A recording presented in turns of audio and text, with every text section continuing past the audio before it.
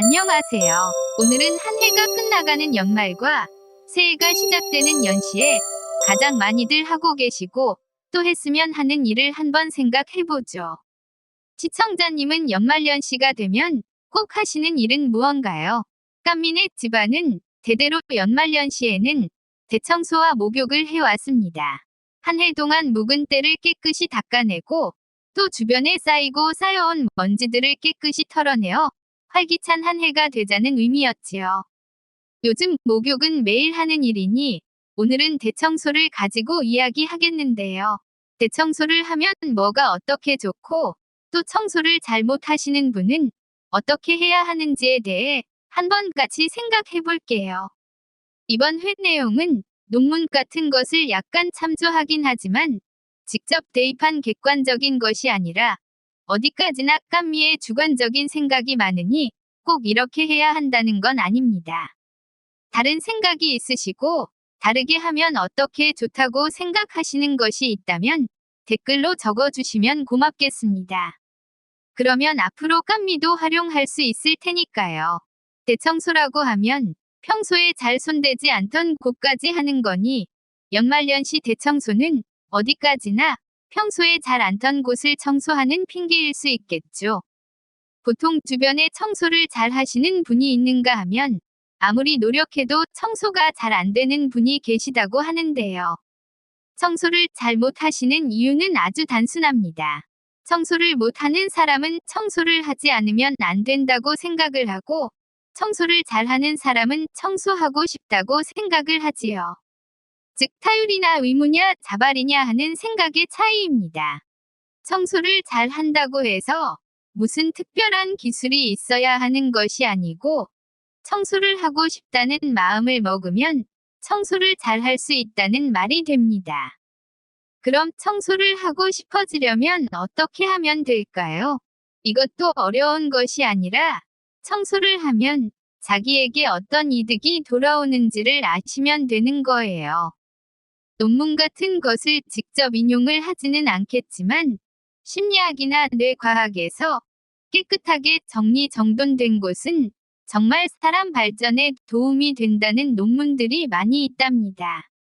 1952년 6월 6일 당시 부산의 피난에 있던 정부에서 부산 금정산 범어사에서 전몰장병 합동의령제를 거행하던 날 늦게 도착하고 법당에서 부처님에게 손가락질하며 외국인에게 뭐라고 하던 이승만 대통령을 크게 꾸짖어 화제가 된 동산 스님이 청소를 대충 한 제자에게 한 말 중에 이런 말이 있습니다.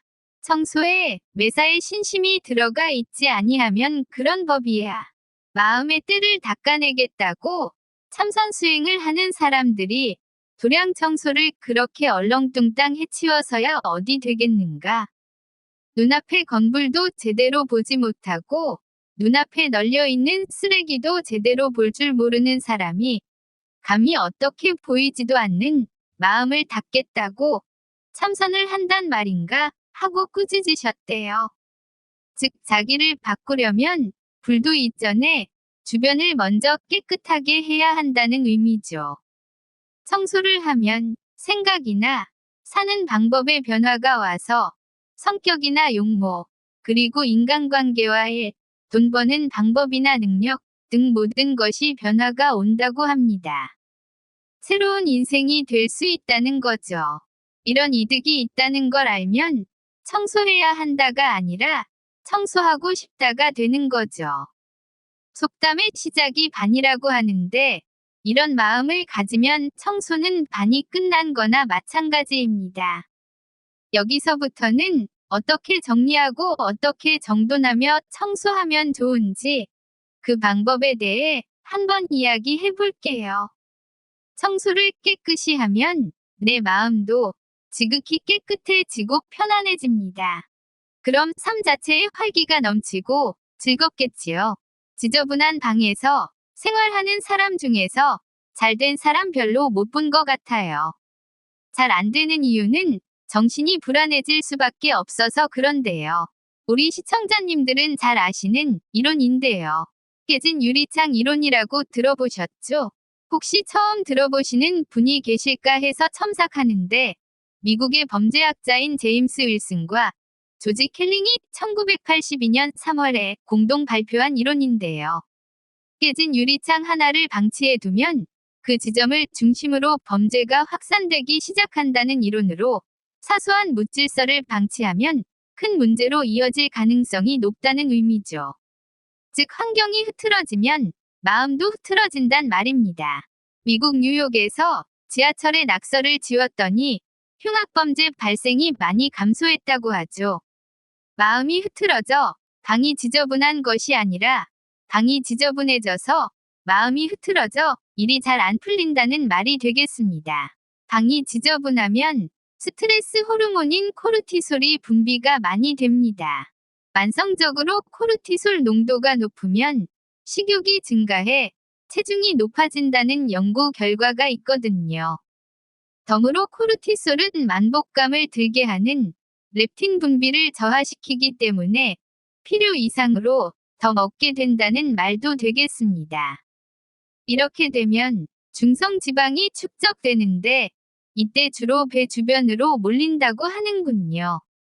반대로 깨끗한 방에서 자면 수면의 질이 높아지고 수면의 질이 높아지면 식욕을 증가시키는 호르몬인 그렐린과 만복 호르몬 렙틴이 정상적으로 분비가 되니 다이어트가 더 쉽게 되겠지요. 깨끗한 환경에서는 고민 같은 것도 줄어듭니다. 청소를 하면 이런 이점들이 있는데 당장 청소를 해야겠지요. 그럼 어떻게 해야 깨끗한 환경에서 살 수 있을까요? 우선 꼭 필요 없는 거는 버리시고 그 뒤 정리하고 다시 늘어놓지 않는다라는 루틴을 대입하시면 됩니다. 청소에서는 버리는 것이 가장 중요한 핵심인데요. 그러니 먼저 버리는 기준을 정하면 되는 겁니다. 자기가 가지고 있는 모든 물건을 당근마트 같은 데 판 뒤 그것을 다시 되사야 할까 생각해서 다시 사는 물건은 놔두고 그 외 물건은 다 버리면 됩니다. 저는 이벤트에서 받아온 핫플레이트가 있었는데 무슨 파티 같은 거 할 때 쓰면 유용할 것 같아 가지고 있었지만 2년 넘게 자리만 차지해서 아는 사람에게 그냥 준 적이 있고요. 친구와 커플로 산 장화가 있었는데 그때 분위기 때문에 샀지만 너무 화려해서 혼자서는 도저히 신지 못했는데 그때 기억 때문에 버리지 못해 자리만 차지한 것도 있었어요. 또 사용하지도 않는 컵들이 찬장에서 자리를 무지하게 차지하고 있지만 혹시나 하고 쌓아둔 적도 있는데 이것들을 싹 다 중고 판매 앱으로 판매도 하고 지인들에게 주기도 했습니다. 그랬더니 정말 너무 깨끗해졌습니다. 그렇게 버린 뒤 다시 필요해서 구입한 건 거의 없네요. 그러니 주변 물건들을 아름다운 가게 같은 곳에 기부한 뒤 다시 사드려야 하는 물건 이외 다 버리든가 팔든가 하세요. 무슨 기억이 있어 못 버린다면 사진을 찍어서 두시고 버리세요. 그 물건을 직접 보는 거나 사진으로 보는 거나 기억에는 변함이 없을 겁니다. 버린 뒤 정리를 해야겠지요. 필요 없는 거 다 버리고 마음에 드는 물건만 있으면 이것을 인테리어에 활용하세요. 인테리어라고 거창하게 말하면 우습게 들릴지 모르지만 적당히 배치를 해놓고 여백과 공간을 두시면 인테리어가 됩니다. 공간이 있으면 분위기가 전혀 달라지죠. 황학동 도깨비 시장이나 고물상 같은 데 가보면 물건들을 쌓아놓고 파는데 이런 곳에 물건은 싸 보일 겁니다. 반대로 백화점의 명품 코너에 진열해 놓은 걸 보면 널찍널찍하게 진열해 놓아 고급스럽게 보이지요. 즉, 너무 오밀조밀하게 놔두면 아늑하기는 하지만 고급감이 떨어집니다. 그리고 다시 늘어놓지 않기 위해서는 하나 들여오면 하나를 버리세요. 그럼 절대 지저분해지지 않습니다. 새로운 옷을 구입하고 싶으시면 기존에 입던 옷 중 하나를 반드시 버리세요. 그리고 뭔가를 사용하면 사용이 끝난 뒤 그 물건을 반드시 원위치에 돌려놓으세요. 이렇게 하는 것만으로 지저분해지는 것도 예방이 되고 절약도 될 겁니다.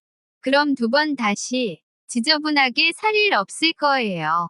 이 방법이 도움이 되겠다고 생각이 드시면 이런 방법을 알려드린 깜미가 힘을 내서 더 좋은 잡학을 가져올 수 있게 구독 버튼과 알림 설정을 해주세요. 그리고 좋아요는 사랑입니다. 시청자 여러분 사랑해요. 고맙습니다.